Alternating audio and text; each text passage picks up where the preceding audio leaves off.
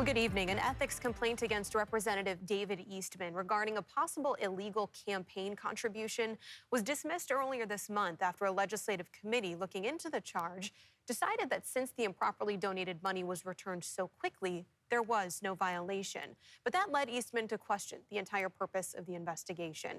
Now, this comment, however, from one of his colleagues got our attention, too. It followed Eastman proposing so many changes to bills that a legislative meeting went until 1 in the morning.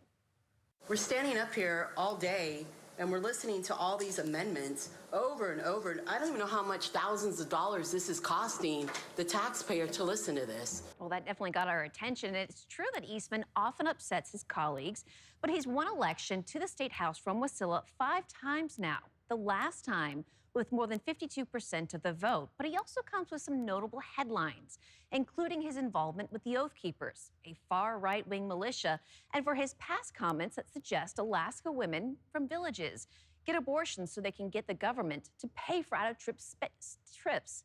Eastman later asked forgiveness from anyone who was offended by his comments. Representative Eastman.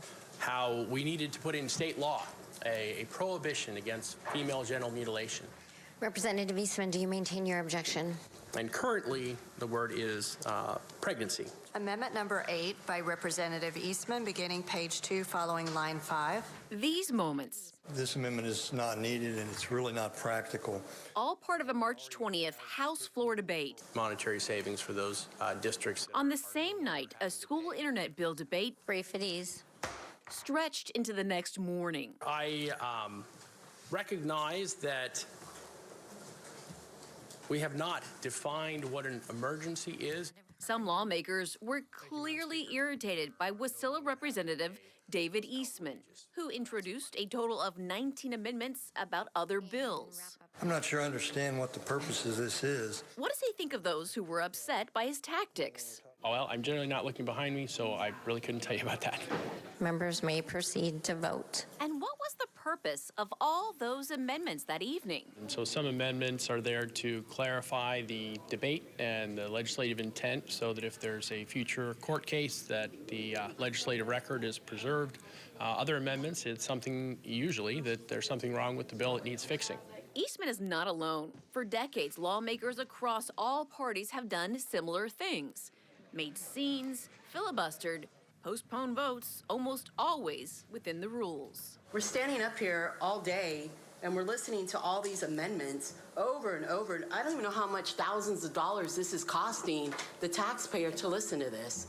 But after Eagle River Republican Jamie Allard raised cost as issue after Eastman's amendment was proposed, we took the concern to the Legislative Affairs Agency, who keeps track of this information. Thank you, Madam Speaker. I think this first amendment gets to the heart of the matter. We are talking about, and you can see on the board, contraceptives. While there is a cost, Legislative Affairs told us there is no straightforward way to make a reliable estimate of the cost of an average bill. Members may proceed to vote. Given the numerous variables involved that may affect the overall cost of any single bill. And that calculating the average cost of processing a measure has not been accomplished to anyone's satisfaction. We searched Legislative Research's public archives going back to 1983 and found estimates for how much a bill or changes to one most likely cost. One estimate from 1997 shows a hypothetical 5-page bill costs $1,550. That's for everything from printing to administrative work. The most recent example was 14 years ago in 2010.